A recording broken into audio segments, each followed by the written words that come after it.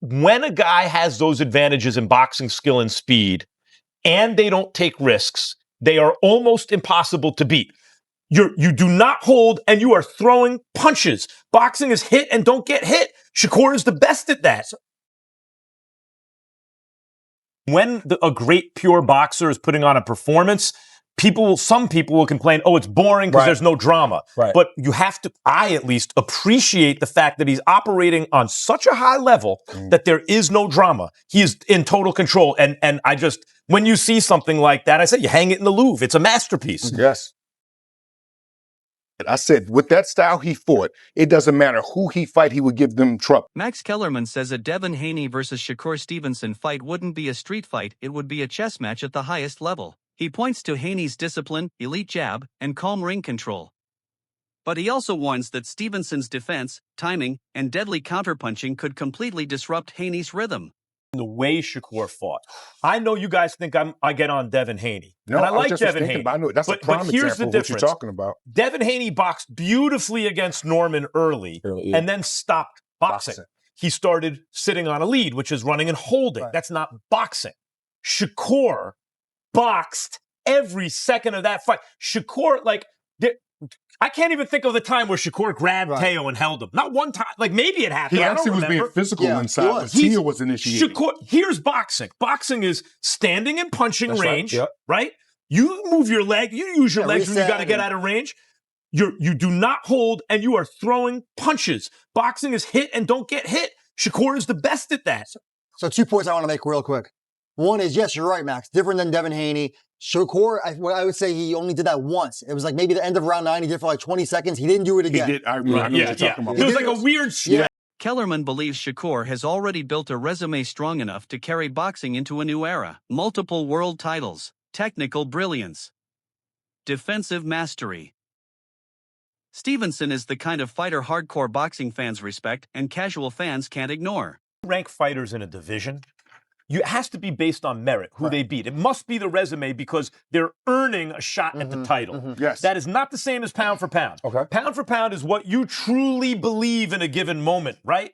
So, yes, you should have some evidence. It can't just be a hunch. Right. But once you have the evidence you think you need, like, for example, that fight, Come on, man. it is legitimate for someone to say that they believe that Shakur is the best pound for pound fighter in the world. When I listen to what you say, Shady, what I'm hearing is, look, underneath, I really think Shakur is number one. But because I got to give credit to Usyk for what he's doing in a bigger division. And you know what? I kind of agree with that. Where are you guys with this? I don't agree with that at all. I think Shakur has to do that 2 more times or 3 more times to be considered the face of boxing. I think he had a great performance. Different conversation, face of boxing and number one pound for pound. I'm only going off of where I know Shady is headed. I'm kind of punching where I know he's going to be because he really believed that Shakur is the face of. Shakur's confidence is sky high. He has openly said he doesn't believe anyone can beat him right now. Still, he welcomes any fighter brave enough to step into the ring with him. In his mind, the division belongs to him until someone proves otherwise. No performance, that this was a Floyd Mayweather-esque performance. What do you take when you hear those comparisons? It's good to hear. It's good to hear because a lot of people don't realize how great I am. I've been told them this. It's like you got to keep saying it over and over, and it's like, as I'm saying, it's like I'm wasting my breath because it's like people like, no, you know, oh, fight this guy. Oh, you won't do this to Teofimo Lopez. You won't da-da-da-da.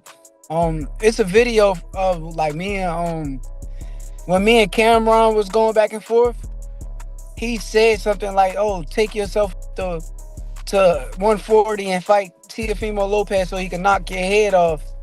And now it was like, I did it, and like I said, now people getting to see what I done been. As a slick southpaw with lightning reflexes, Stevenson would focus on angles, precision counters, and controlling distance. He would force Haney to reset again and again, breaking his rhythm and slowly taking control of the fight. So all of these guys, if y'all want me to come to 147, I'm coming in with rehydration clause. I don't even do that. But why am I going up to these guys' weight classes if I'm not planning on going there? So any of y'all want to fight me at 147? Yeah, rehydration. 10 pounds. 10-pound rehydration. That like the IBF rule, basically. You got to understand. That means on fight night, when we get in the ring, they're going to be 157, maybe 158. Max. No bigger than 160 that night. Right. I'm cool with that. So if we could get it like, all right, like the IBF But- rule, 10-pound rehydration. Yes, but think about it. If there's no rehydration clause, these guys gonna get up to 170 pounds. Yeah, 175. I'm in the 140 on fight night. Yeah. So if I'm 140, they 170. Bro, what am I in here wrestling around with these? Right. Haney, known for his sharp jab and smart footwork, would try to command the center of the ring. He thrives on structure and control. Expect him to manage the pace, stay patient, and look for clean openings while avoiding risky exchanges. Fights, accomplishments, because now Shakur is a 4-weight world champion. Devin is a 3-weight world champion. Devin was undisputed, but now Shakur is a 2-time lineal champion. So he's a 2-time Ring Magazine winner. 2-time unified champion. If you want to add the ring, far as with the WBO, he was unified at 130. So he's a 2-time unified champion, 2-time lineal champion. Beat a guy like Teofimo Lopez, who rises to the occasion. Had a close fight with George Kambosos. You can make a claim that he was fighting out of frustration or out of emotion. And that was it. He was in his prime too. Josh Taylor seemed to be drained at 140. Not taking away from Devin, but he was already moving up to 47, they were saying.